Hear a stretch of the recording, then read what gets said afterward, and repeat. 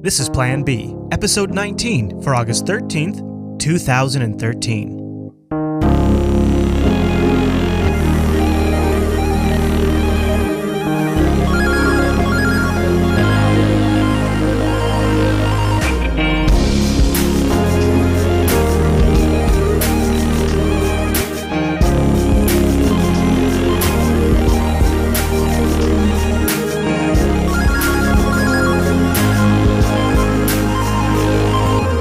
Everyone, and welcome to Plan B, Jupiter Broadcasting's weekly talk show contemplating the future and present of Bitcoin with insights for the novice, shop talk for the expert, and opinionated discussion for the interested observer of Bitcoin and related technologies. My name is Chris, and joining me every single week is my co-host, Drew. Hello there, Drew.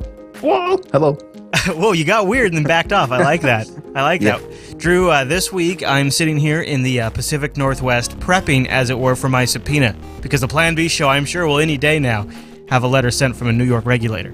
Maybe our name will throw them off for at least a little while. Right. They'll think we're in the other political camp around the birth issues, and we'll completely deflect all of the heat for a while. I'm sure that'll work. Yeah, that's it. You know what? That was fine. That was the master plan all along, huh? Right. Yep. We really think ahead. No, actually, this week we threw out our original plan and decided we had to cover we're going to focus the whole show on the absolutely insane week that Bitcoin had. Everything from every important person in Bitcoin getting a subpoena by New York's financial regulator, to Congress making movements to investigate Bitcoin being used for terrorism, Android security flaws, and Electrum issues, as well as some great Bitcoin picks and some excellent feedback. And we had a hell of a show this week, Drew.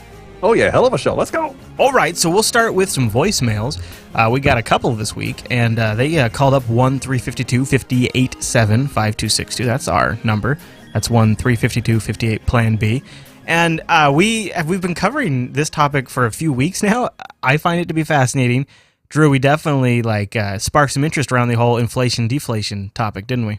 Oh yeah, I got quite a bit of interest. That's like the most the topic that we've gotten the most feedback on, I think. Yeah. All right, so I'll play our first voicemail. A little more thoughts on inflation. If there is a massive contraction of the economy and people are not spending money as much, prices are dropping universally, like they did in the Depression. And when that happens, those people that have debt, they start to suffer massively. So, for example, I'm not selling as many computers, I'm not selling as many cars, I'm not making as many haircuts, I'm not teaching as many tennis lessons. Okay, I'm bringing in less income. Not only am I bringing in less income, but I have to lower the prices maybe to attract customers. So, if it was $50 a lesson, now I have to go down to $25 a lesson. So, overall, I'm bringing in less money, but guess what? My mortgage doesn't change. My loans that I borrowed to pay for my car, the loans for business loans, everything that I have to pay still has to be in those same dollars. And therefore, people start to go belly up. They can't pay back their loans, they default, and there becomes a serious money crunch all over. And then the bank starts to suffer, and so on and so forth. So that's it. Sorry to go along with it. Sorry to cost you guys. It's a little hard to understand, but what he is saying there is the people who get harmed the most in an inflation environment are people who have debt. That seems pretty obvious, but it's an important aspect to consider when you think of the fact that Bitcoin being deflationary sort of reverses that situation. Yeah, and that thing applies to the idea that we exist in a purely inflationary economy, and all these contracts are drawn up during that time. Then we switch to a permanent or mostly permanent deflationary monetary system. So I mean, it makes sense, but I don't think that if Bitcoin existed on its own and existed without any with us not having a system that we have like now with the U.S. dollar and all this stuff going on, all this interest or all the I'm completely losing my train of thought. Well, making that transition is going to suck. So yeah, that would be a rough the transition doesn't automatically negate the value they can get from a deflationary currency. The potential value they could get. Making that transition would suck. Basically, is what I'm trying to say. Yeah, and it's sort of been interesting to sort of have two systems in place in parallel: the Bitcoin system and the standard, monetary system that everybody else is living in. Some of the things I've observed just during this process have been enlightening, been educational for me. And our next caller, he drives home the point that people try to save money in a deflationary environment. Hey guys, great show. In response to your deflationary, inflationary discussion, people are more apt to save money in a deflationary environment because the money is worth more. So if you save your money over time, it's going to be worth more. The purchasing power increases. And we're in an inflationary environment like we have right now, people are more apt to spend because if a product costs $10 today, if they don't buy it today, tomorrow it could cost $20. So, like in hyperinflation, prices increase throughout the day. So people will spend in inflation and they save during deflation. And that is Austrian Economics 101. Thank you guys. Bye-bye. Thank you. Good thoughts. And neither one of them left their name, though, or even an IRC handle. So I don't know, maybe we've put this issue to bed now. I think we've covered a lot of the angles on it. But yeah, I think we have. It seems to be that people who are interested in Bitcoin are also very interested in these sort of discussions. We had a question that came in on some mining hardware on maybe we have a Butterfly Labs 2.0 on our hands. Hey guys, I was just calling to ask for your opinion on KNC Miner. Do you think it's going to be another Butterfly Labs? And if not, do you think it'd be worth it to buy one now, or should I wait? Thanks. So KNC Miner is, I think they're like a Switzerland company. They're not based. Yeah, in they the are. US. They are Swiss. Yeah, that's correct. Yeah, okay. I think. So this is one that has been really interesting. Like one of the things that stood out to me about KNC Miner is when they first went live on their website, they didn't have like anything but prices. They didn't have pretty much any details. They didn't have like any kind of spec stuff. I was very, very skeptical early on, and now their website does have a little more information. The only thing they have up there right now is a picture of their Mars prototype unit, which they've actually said they're not even going to sell, the final version.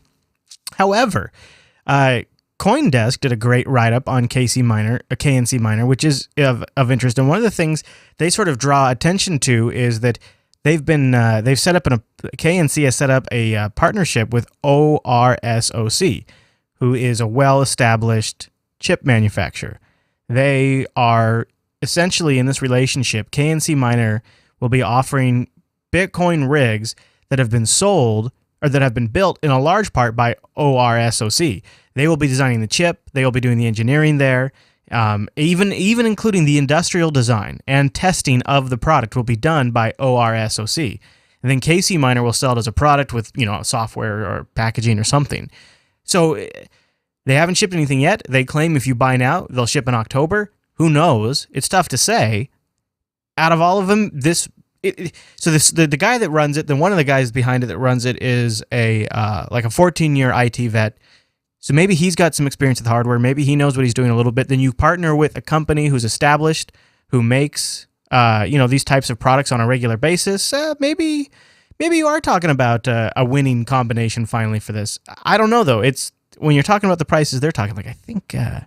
It was $2,000 for 100 gigahash. Yeah, exactly. Like Mercury, 1995. Woo. And that's their lowest model, the 100 gigahash. So I mean, if all this stuff becomes readily available, I'd be very, very interested to see how the difficulty is going to jump once a lot of people can get their hands on it. But I mean, I was looking at somebody on Bitcoin Talk was selling some of the ASIC miner blades, and I was looking at those I'm so tempted by getting hardware, but I don't know, man. Like everybody's issues with Butterfly Labs and the difficulty. It's just hardware. I just don't see how you can make money anymore with the way that these things are innovating. I mean, these ASICs are really still Gen 1, Gen 2 products. Yeah, so it's you got guys right now that are developing Gen 3, Gen 4, and they're getting these things smaller. They're getting just like Intel has made the smaller and smaller dies. That's what's going to happen here. These things are going to get smaller. They're going to use less power. They're going to be faster. Going to fit more of them on a board. This is just the beginning. And anything you buy now is probably not going to last you more than half a year. If you get something on like one of these things, 400 gigahashes or something. Yeah, and I think the lowest one uses like 250 watts too for that 100 gigahash, which is still okay. That's actually not too bad, I suppose. Yeah, that's pretty good. But relative to the 3 watts or whatever, 2 watts for the my massive 1 gigahash array back here, I got generating like I don't even know what it is daily anymore. I go to BTC go look at it and like, wow, it's been at the same first 2 decimal points. I don't really think it's changed. That's odd. Well, I hope the price of Bitcoin goes up, so they'll at least cost what I paid for in actually purchasing the Bitcoins to purchase them. But this KNC miner could definitely do with like they've put out a video that was horrible. They demoed their prototype unit, and they talked about how once they showed a working prototype unit, then they'd start taking orders. But yet the thing that they showed, they're not actually going to sell, and it looks ridiculous. So I don't know. The whole ASIC thing hasn't been going very well for any of these companies that are producing them, it seems, right? Butterfly Labs has all these issues. Avalon has had, some of their issues. And then you're talking about the video and the marketing issues with this. It's like, when are we going to see... I mean, I think KNC in that regard, because they're working with an established company who's made chips before, it's not like their first time to the dance. That's what it was for Butterfly Labs, right? Like they didn't outsource the design of these chips. But Butterfly Labs had made mining boards before, the FPGA boards, and right. So it wasn't their first time either. But I guess it was just their first time with ASICs. Maybe you're right. It does seem to be a very hard thing to pull off, and I think I attribute some of that to inexperience among these companies. I imagine if some company who really knew how to build components and chips, you think if they stepped in, maybe we'd have a different result. We shall see. I bet this all will hopefully have itself cleared up within like a year or two. Then everything should be running along smoothly. And we'll talk about Gen 2 or Gen 3 multiple 100 gigahertz things that will be useless in 6 months. Let's all do it. All right, before we get to the discussion piece of the show, which is going to be the remainder of the show, because holy crap, we were going to do it this week. We bumped it to next week, and now this gives you guys a chance to chime in with some of your favorites. So we decided that all the heavy stuff going on with regulation and all the junk around Bitcoin, let's have a light episode, assuming the news headlines permit it, and just talk about playing games with Bitcoin. Now, I think initially a lot of people think of gambling and dice games and stuff like that, and those are totally fine. You can send those in, and we're also looking for all kinds of stuff outside of the normal, poker type games. But again, if you got a really great poker game, Drew and I'd love to see it. Oh, yeah. So send it into Plan B at jupiterbroadcasting.com or hit that contact link at the top of our website and then choose Plan B from the drop-down, and you can attach a little subject line now to give us a heads up so that way it grabs our attention. And we'll feature those in next week's episode of Plan B. Even better, if you'd like to call and leave us a voicemail, although try to have good audio quality, leave us a voicemail at 1-352-58 Plan B. B for Bizzle. There you go. Or Bitcoin, I suppose. So, Drew, here I was, scratching myself, sitting here late last night thinking, oh, man, I needed to switch off the internet and go to bed. But before I do that, maybe I'll just dip into my news stream and, just see what's up. According to a source familiar with the matter, Benjamin Lawsky, New York's top banking regulator, sent subpoenas to 22 digital currency companies, including BitInstant and Dwolla, to determine whether new regulations should be adopted to govern the emerging industry. What? That's what I did last night when I heard that. I was like, did it wake you up? Did you jump out of bed? Yeah, I lost some sleep over that. Yeah, so New York State to investigate the wild west of the Bitcoin industry. An official told the Associated Press that 22 subpoenas had been issued in all, seeking information on such topics as what measures Bitcoin companies may have taken to prevent money laundering and what kind of consumer protections might be available for the Bitcoin investors. So this is a big deal because the 22 that they sent to are kind of like the who's who right now. In Bitcoin. I've got the full list in our show notes, but some of the names include BitInstant, BitPay, Coinbase, Dwolla, Google Ventures, the Winklevoss twins, etc. A lot of people have been getting into Bitcoin lately. And I got to give a tip of the hat to friend of the show, Kashmir Hill. She won the best headline, in my opinion. Every important person in Bitcoin just got subpoenaed by New York's financial regulator. Here we go. In a memo, I guess, that was attached to these subpoenas, he said, we believe, for a number of reasons, putting in place appropriate regulatory safeguards for virtual currencies will be beneficial to the long-term strength of the virtual currency industry. He's just trying to protect the virtual currency industry. He said, if virtual currencies remain a wild west for narcotic traffickers and other criminals, they won't only threaten the country's national security, but also the very existence of this virtual currency industry as a legitimate business enterprise. This is the guy who heads up the New York Department of Financial Services, Benjamin Lewinsky, or Lawsky. He's got Law in his name. Lost Guy is basically his name. Yeah. Sounds like a great guy. Yeah. So here we go. With all this crap, this is going to be. So it begins, right? And so yes. I mean, this is really it. And they go on to say that it's used for child porn, it's used for terrorist activities. This, what's crazy is it's hard to really. So this is a story all in itself, right? This is happening in New York. These people are being contacted. At the same time, and to me, it seems impossible to separate the two. Congress starts looking into Bitcoin by actually doing what Congress does best and appropriating funds. This to me is even a little more frightening because this is like putting money behind, or what's the old saying, like gunpowder behind the bullet or something like that. A Senate committee is pressing for federal regulators and law enforcement officials to explain how they plan to oversee Bitcoin and other virtual currencies as the issue gains increasing attention from government officials concerned about roles these markets play in the future. Now get this. The Senate Homeland Security and Government Affairs Committee. So a Homeland Security and Government Affairs Committee on Monday sent letters to several agencies requesting how they will be disclosing their virtual currency policies, how they plan to develop them, and how agencies are coordinating, and finally what they plan to do going forward. Get ready for this, Drew. Are you ready? So this is actually from the appropriations bill that is funding these departments to do work. Under the money laundering section of the bill, I have the PDF linked in the show notes for you guys. On page 45 of this PDF, it says, the committee understands that Bitcoins and other forms of peer-to-peer digital currency are potential means for criminal, terrorists, or other illegal organizations and individuals to illegally launder and transfer money. News reports indicate that Bitcoins may have been used to help finance or fight the activity of fugitives. The committee directs the FBI in consultation with the department and other federal agencies to provide briefings no later than 120 days after the enactment of this act on the nature and scale of the risk proposed by such Ersatz, which is a German term for not as good as currency. Both in financing illegal enterprises and in undermining financial institutes, the briefing should describe the FBI's efforts in the context of a coordinated federal response to this challenge and identify staffing and other resources devoted to this effort. So, when did potential for criminal activity? When did this become such a big deal for potential? That's the thing that strikes me in this paragraph here is they're talking about potential, and the other strange thing, they're talking about illegal enterprises, and it's combined in the same sentence: illegal enterprises and an undermining financial institutions. What the hell does undermining a financial institution mean? Does that mean competition? Because that's sort of what it sounds like to me. Yeah, it does, doesn't it?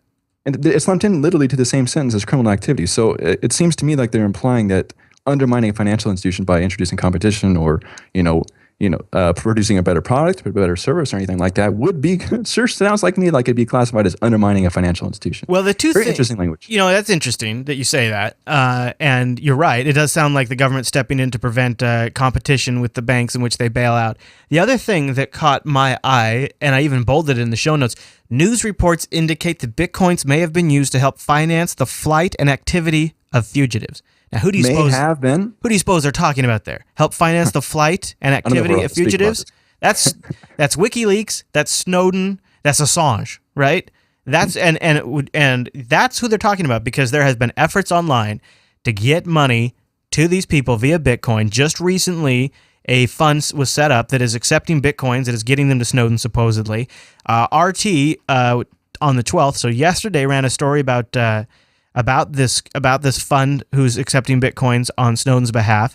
You got to wonder if they see this as potentially, this I think is a big part of what this was the wasp nest that we beat, maybe a little too hard to really turn up the heat on Bitcoin. Like, it was probably going to happen anyways, but the fact that we went and got all political and helped and are helping out WikiLeaks and Snowden with Bitcoin, I got to imagine that was just a step too far, right?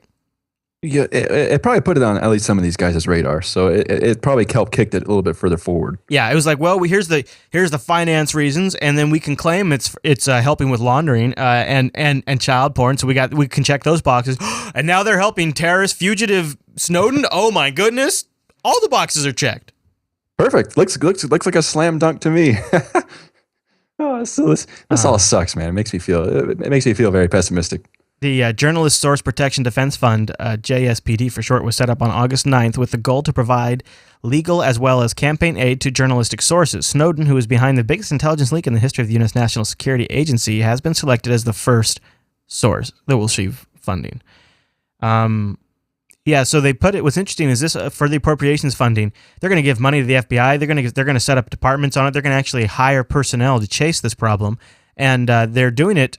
What is very concerning is the terminology they're using. This I'm probably not saying it right, but Eratz. It's Erastus. It's German. It's ERSATZ, and this is in the official legal language in the bill. And if you just put that into Google and you just say define it. It is a not real or genuine made or used substitute, typically an inferior one for something else. That's the definition. Like how the dollar is a substitute for gold? Right. That's what you're talking about? Yeah, that kind of thing. Exactly.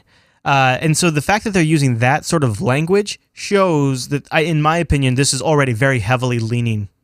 And this administration is very intent on being very vague and about using words that can have different interpretations in terms of their definitions. So, well, that's just lawmakers in general, isn't it? Well, yeah, but I'm seeing with all the stuff in the last couple of years, I'm seeing an increasing degree of vagueness. Yeah, sure. It's the new trend. Oh yeah, for sure, man, for sure. It seems very convenient. Like if you have all these rules, if you just make new rules that are incredibly vague, you can just completely bypass all of them. Sounds like a great thing. So, and also this FBI thing looks like they're going to be getting $8 billion for this and other activities. So just good. Just $8 billion just for the year. It looks like Wow. Well, and of course, this will also increase all of the reasons we need to have internet surveillance, and the practical result so far has been these subpoenas. Now, these 22 Bitcoin business people. Remember, these are subpoenas. These aren't indictments, right? They're not. Yeah, they're not criminal things. Right. Like these are subpoenas for more information. They want to just kind of start talking to them about their practices and things like that. Now, curiously, one of the folks, not on the list, but yet being interviewed by Fox, was Expensify's CEO, David Barrett. Now, he actually comes out on the news networks quite a bit, and Expensify CEO David Barrett thinks that the government sniffing around Bitcoin is actually going to be a really good thing. So bad news for Bitcoin, or is it? Its days of glory could be ending. At least 24 companies have been subpoenaed by New York's Department of Financial Services. Can't be a good thing. The whole Bitcoin business is currently unregulated, but the government is chomping at the bit to get in on that action. David Barrett is a Bitcoin bigwig. He's the CEO of Expensify. Nice to have you here. I don't know if the regulators are stepping in. If I'm running Bitcoin, I'm thinking, hey, I finally arrived. My business is the real deal because the government's finally taking notice. I'm running Bitcoin. She refers to I'm legitimate because the government is looking at me. You know what I like? You know what I like is how all of these people that talk about Bitcoin can't wrap their head around the fact that Bitcoin isn't an entity, it's not a company, it's not a person. Like, to them, that is such a foreign concept. Wait a minute, you mean there isn't this person sitting at the top of this pyramid that is... Wait, how does this work exactly? Right? There's some of that in there. I think that there's a lot of positive out of this. In fact, I think that there's way more positive than there is negative. All right, so... what then is, do I want to start with the positive or the negative? Well, let's talk about the negative, because anytime you do have a threat of a subpoena, it does raise concerns, right? So what is the worst case scenario? Well, I mean, the worst case scenario is that they find something and they resolve it. And so I think the negative is that it's good for the market. I mean, really, I think the negative might be any bad actor that's sort of in there and not complying with the law will be found and prosecuted, or really probably just helped and sort of nudge in the right direction. So I think the negative is really still kind of positive for everyone else. Do you think, though, that it is a situation of one bad apple and they're just going to, clear the decks and move on so that Bitcoin can be a real, useful, practical online currency?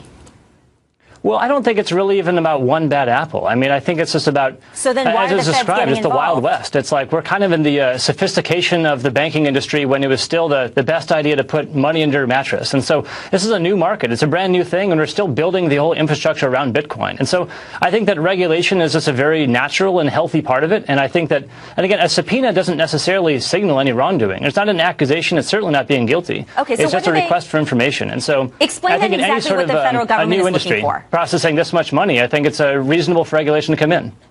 Explain what the federal government then is looking for. Why do they want to regulate at this point?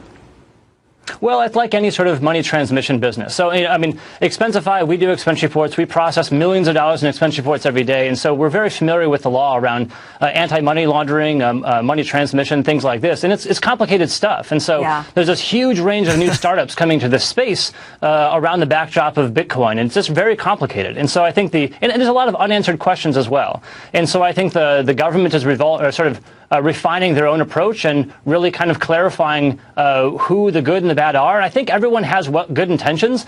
It's just sort of the rules are complicated, maybe a bit fuzzy, and so they're helping people comply.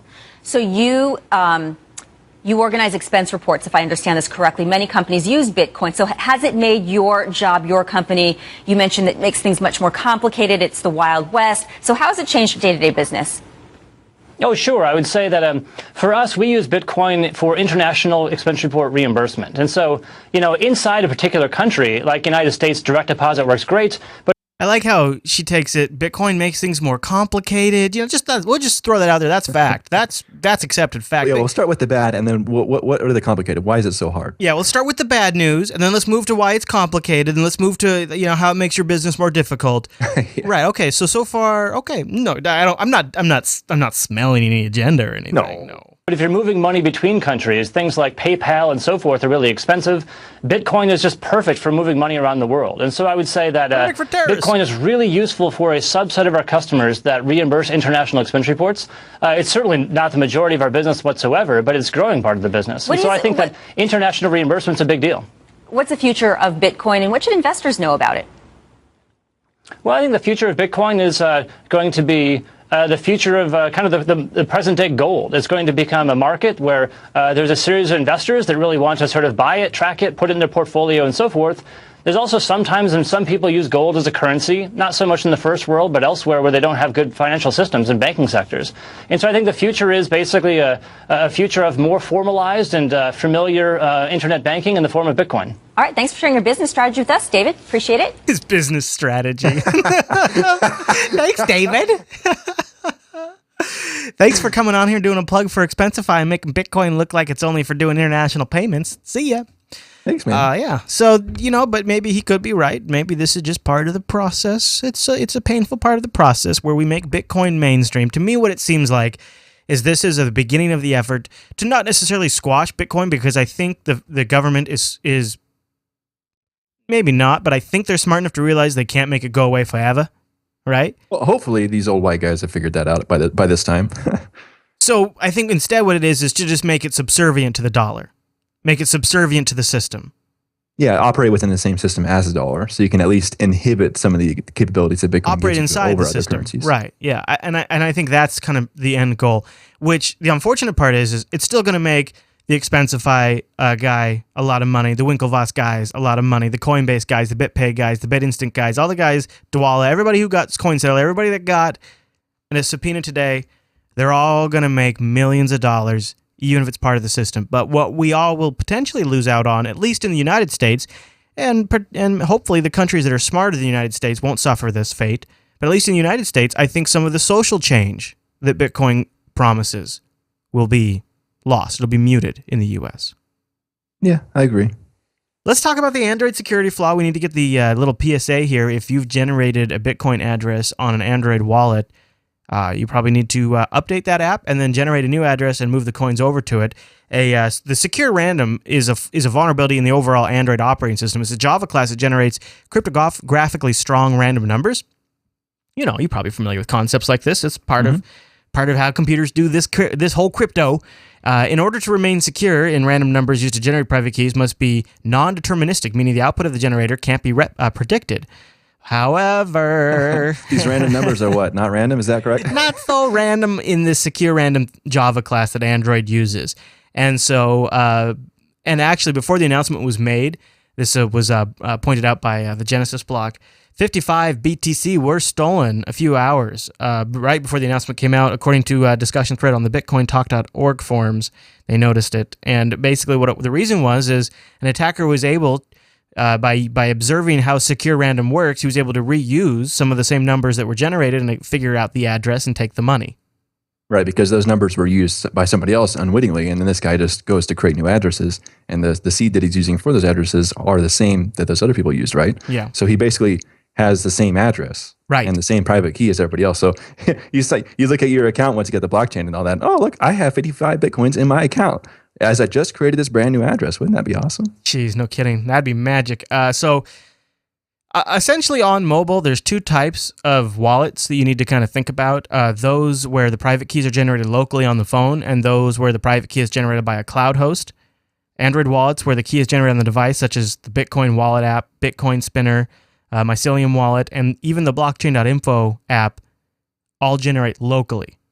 And they use that specific Java class for the Android platform. Now, Bitcoin. The first thing I thought about was multi-bit, because that's the new, Bitcoin Q2 isn't being pushed, by Bitcoin.org or whatever now. So when they said is a vulnerability in a Java class or whatever, I first started thinking about multi-bit and addresses created with that. But since it appears to be a problem with Android's implementation of this Java class. So, if you generate an address on any other device that's not like an Android device that's using this kind of thing, then you're good. But, and I think like blockchain.info is already updated, and what they're doing now, since it's Android's Linux box, they're just using dev random or dev urandom instead of using the built-in Android little system there.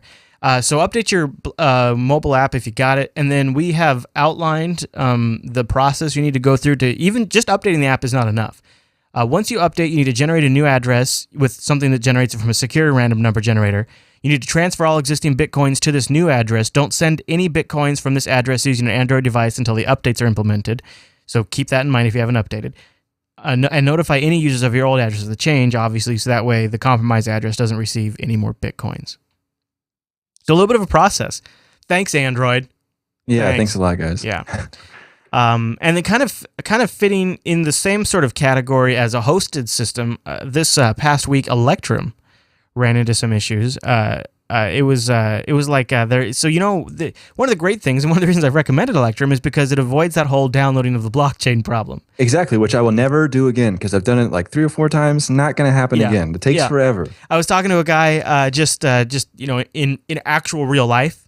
Sometimes I actually talk to people in real life, and he's like, "Yeah, I was trying to check out Bitcoin after I saw you did a show about it, and it was just downloading like a 13 gigabyte file forever."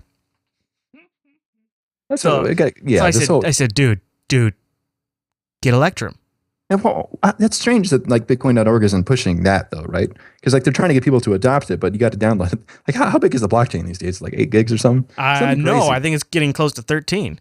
Woo. Encouraging people to download that for every instance relative to when you can just have them use one of these other tools. You can't do it. Like we've talked about on the show, everybody's gonna have to go to an Electrum like model eventually. Absolutely. And then those of us who are super crazy hardcore and have terabytes of storage on their home network can download the blockchain.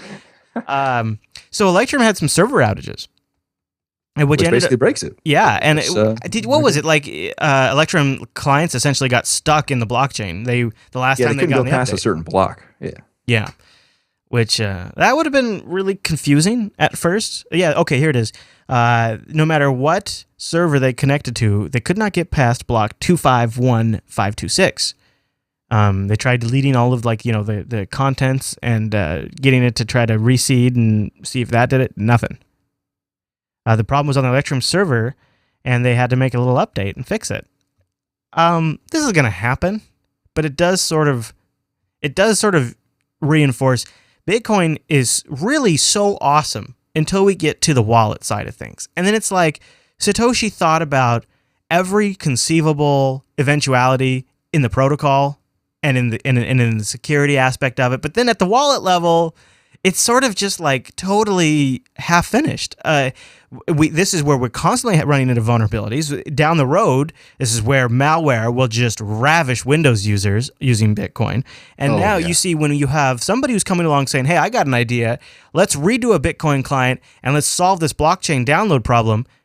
And it's a really nice client, really nice functionality, and even though it has multiple servers distributed, it still ran into problems.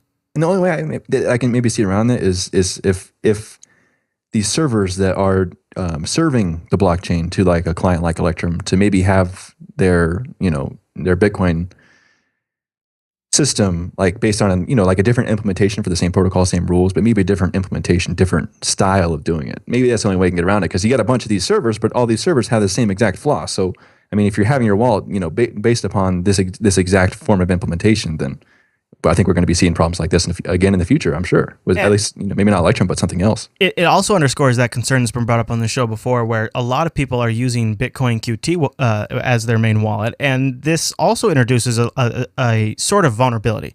It's sort of like if everyone on the web was using Firefox, then you have one target. Yeah, exactly. So I also strongly encourage that people look into Armory, people look into Electrum, because it encourages diversity in that ecosystem. But at the same time, how do you tell users to use something like Electrum when you have an outage like this? Because if I was trying to get, like, say, I go back to one of my folks, my dad, somebody like that, trying to get to use Bitcoin, and he tried to connect, and all of a sudden he couldn't make a purchase, or he wasn't seeing his funds that he just transferred. He would be done. He would not even bother with it ever again. That'd be a deal breaker. Right. It'll probably be the case for a lot of people. I mean, that's the thing though, like that we're talking about, like, the whole Android issue with the generation of the keys, and then we got this here. It's like the issue with Electrum. I don't know, man. It's still growing. The growing pains seem to be most prevalent in the wall area. Yeah. Yeah, and then on the other end we have the business side that is taking us down the route of regulation and systematic integration that we really have no say over. And they're doing it, I believe, for their own pocketbooks. I know I've been harping on this, but the more I see what's going on, the more I think we're about to make a deal with the devil, and we're about to ruin something that could have been really great. It seems like that, I know I'm getting quite pessimistic. I mean, maybe Bitcoin will be, maybe Bitcoin will take the beating, and then, and at least get tied to, these regulations, and maybe the protocol will be changed slightly to at least accommodate to some regulations to some degree. That's what I'm worried about. Yeah, but hopefully they can be the whipping boy. And then, I mean, if that happens and we have some other alt currencies that come about that kind of work around any of these ways that regulators are trying to impede, Bitcoin's function in terms of how it's supposed to work. It seems equivalent to, like, say we lived in the telegraph age and the telephone comes along and we say, yeah, this telephone's great. How can we make it more like the telegraph? Can we just use it to transmit notes? I don't actually want to make a phone call. Can we just use this to make the telegraph better? And it's like taking a technology and shackling it to an old institution that seems like it's about to fall apart. I mean, eventually it seems like it's going to implode, and we are hitching our wagon to that. Maybe that's how you grow average consumer use, move Bitcoin into the milieu, get everybody talking about it, get Bitcoin on face. Because if Uncle Sam comes down and says, all right, well, we've gotten real serious and tough, and we're saving Americans and their money, and we've made sure that Bitcoin is compliant, and you all can just go ahead and use it now. And maybe then you'd see Microsoft and Facebook and all these different companies maybe having Bitcoin funding as an option. Everybody starts seeing Bitcoin. We start using Bitcoin more and more.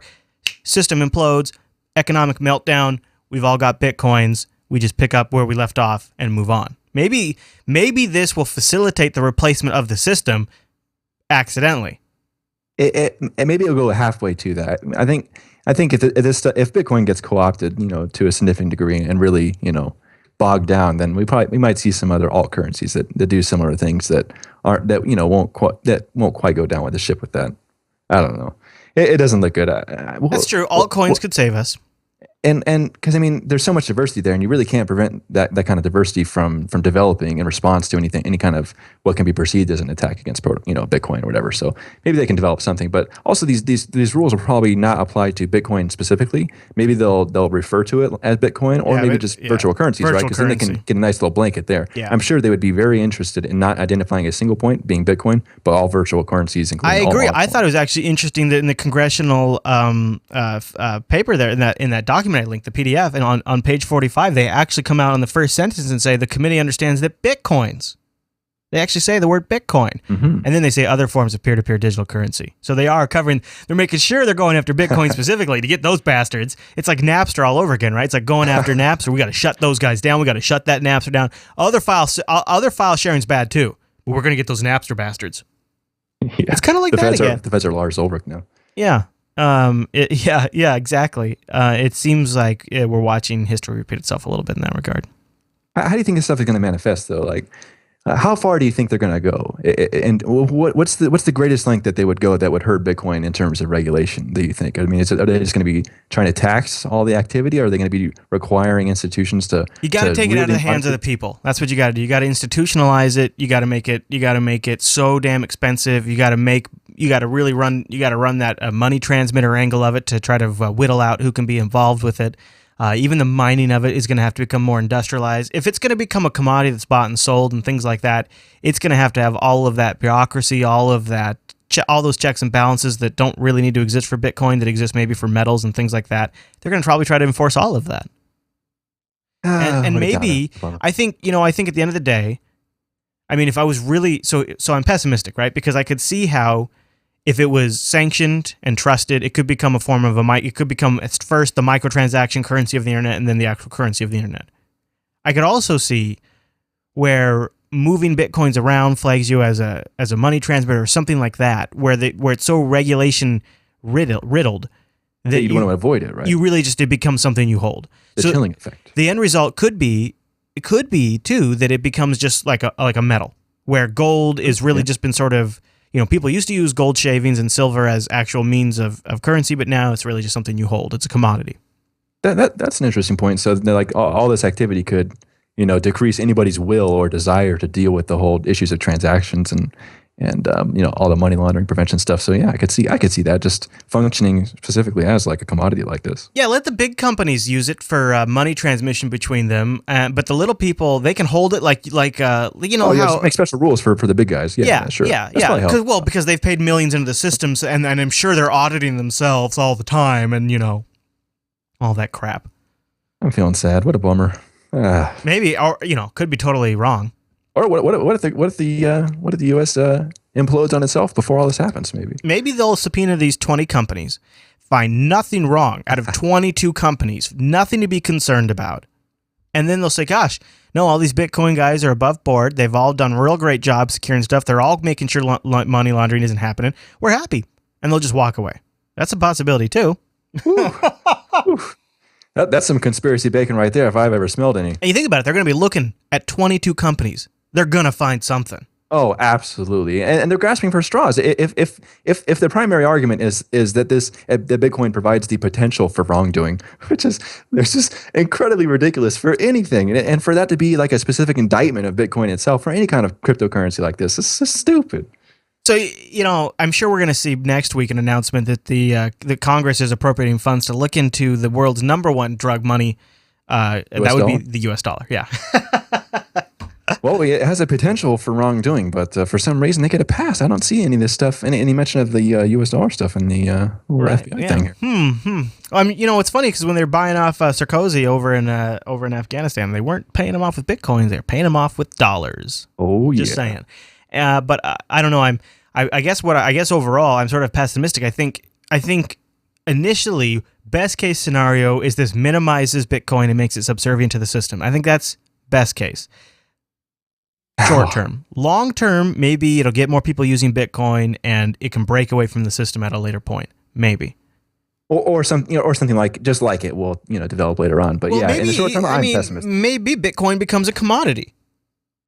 And we sit on it and we try to get rich off of it, and we don't really use it to buy goods because of all of the tax implications there. I read a really good piece that says the way they see it, there's not really a great way for Bitcoin taxes to work out either way. Either the company has to pay taxes on Bitcoin goods, which then they just pass the price on to you, or you as a consumer will have to pay some sort of tax, either capital gains or something else, and it's not going to be good there either.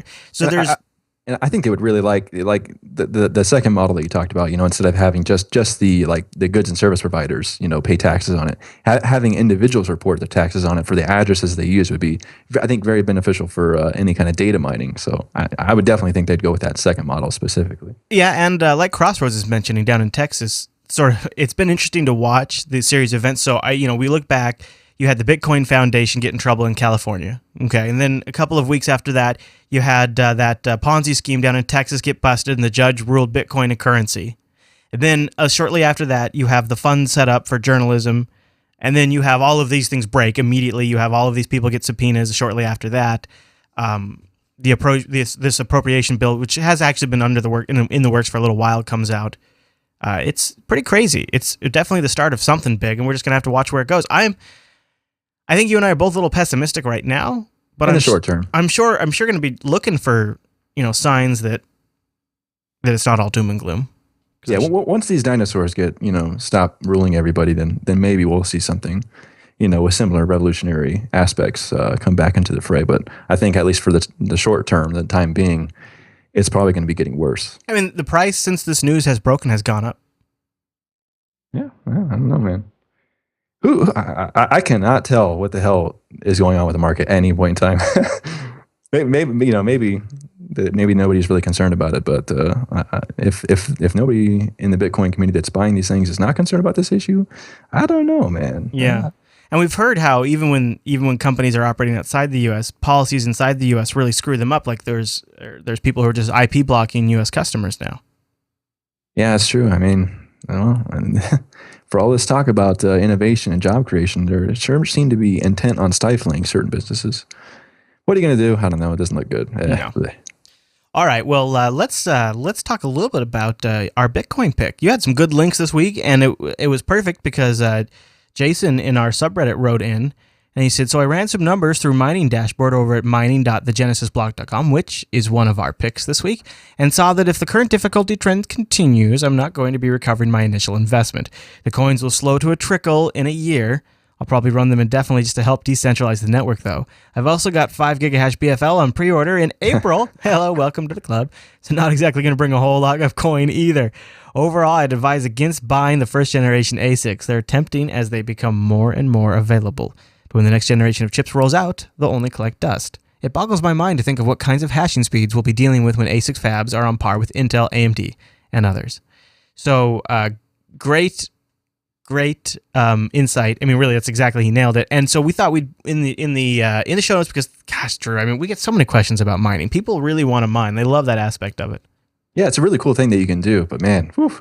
So we got.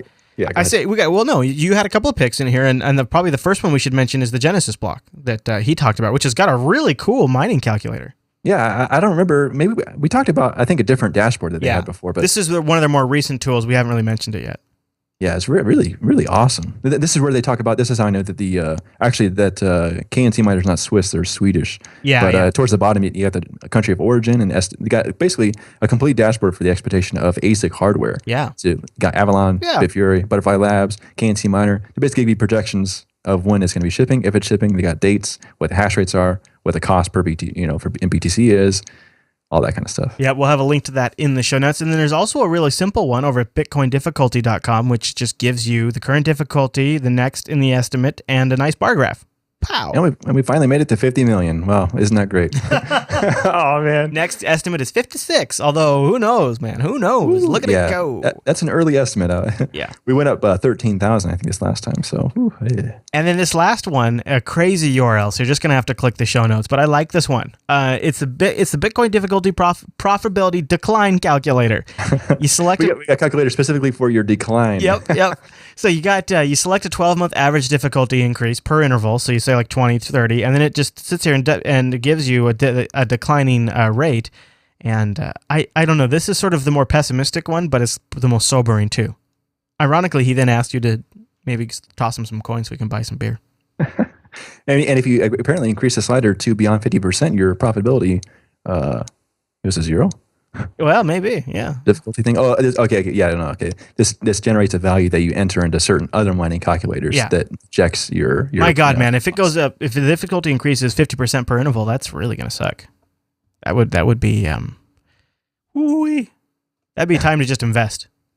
Or buy some of these mining shares. That's what I've been looking into, because I complained about Bitfunder before. Like I tried to do that, the whole ASIC miner, buy shares through Bitfunder. Yeah, it was a nightmare. But there's another exchange that's supposedly easier to get into. So, I mean, if you really want to do mining, I understand the desire to have your own hardware and actually do it yourself. It's to support the network yourself, which is what I'm doing. And I keep thinking about getting hardware, but I can't. Early on, I was so captured by the idea of my computer generating currency. Oh, I know. I generated like 50 Bitcoins back in 2011. It was beautiful. Wow. I like it. I like the idea of my computer just doing anything, really. Like SETI at home used to be appealing to me. Folding at home, Bitcoin generation, all that stuff's always been really appealing to me. And then the idea that, I mean, early on, back in 2011, I mined Bitcoins, then bought video cards with the Bitcoins that that's how, I was making, I didn't really keep track of it.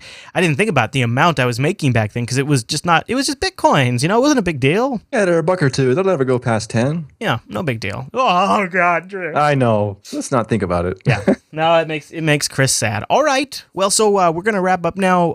We should probably mention it now just so that way people have a heads up. We're going to take some time off in the beginning of September. Is that like the first week, Drew? Is that when you're going? I haven't gotten the official date. They said the first week of September, so I'll be gone for a couple weeks. So plan for that for a couple week outage, early September. Plan B will be on hiatus for a bit. Drew's going to be on the road, and he'll be kind of in a spot where he can't really remote. And we did that before when Drew took a road trip. He just had him Skype in. But this time, it's not really going to work out. He's actually going to be in a secret mountain lair. Oh, yeah. Yeah. So, they don't have very good connectivity in the mountain lair. Yeah, because he's deep inside the rock. I'm always on Ethernet. I don't believe in wireless. You crazy? That's right. If you don't got Ethernet, you don't bother. That's right. Don't forget, you can email us, planb@jupiterbroadcasting.com, or use the contact link. We'd also love it if you'd call us. Just give us a ring at 1-352? Yeah, 1-352-58-PLAN-B. 1-352-58-PLAN-B, or hit planbshow.reddit.com. All right, Drew, have a great week, man. Oh, yeah, you too. And you too, everyone. Thanks so much for tuning in this week's episode of Plan B. We'll see you right back here next week.